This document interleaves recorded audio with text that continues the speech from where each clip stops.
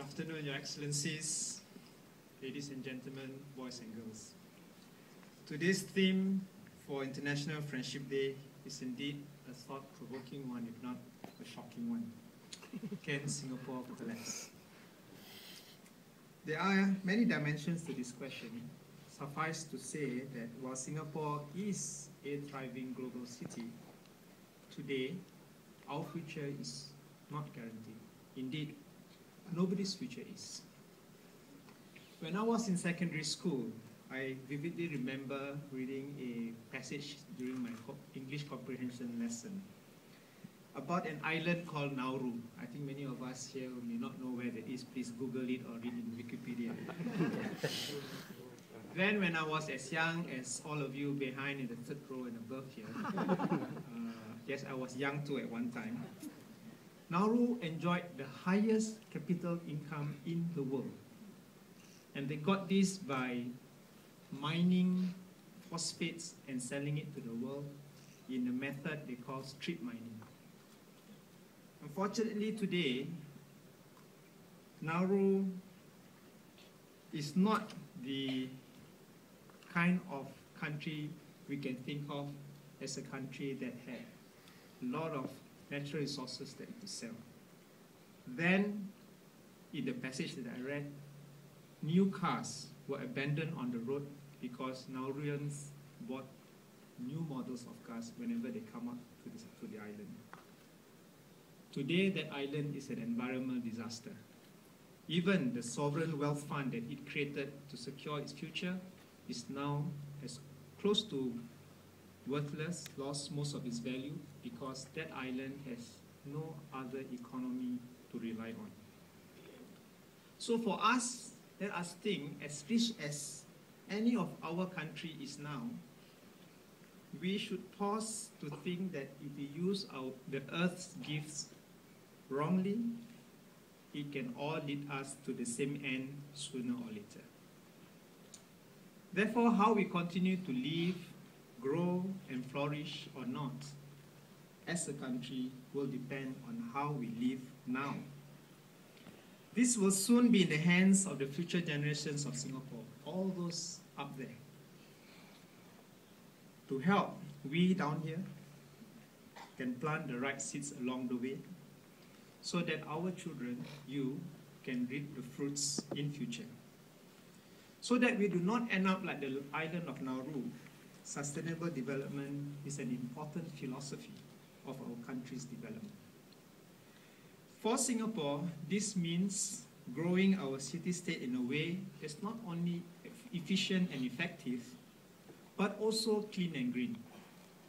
This means developing our country with the least resource and waste possible, thinking how not to pollute our environment in the process, while preserving the greenery, the waterways, and our natural heritage. It's about creating the space for everybody to enjoy both economic growth and prosperity, but at the same time, not sacrifice a good living environment for the now and the future.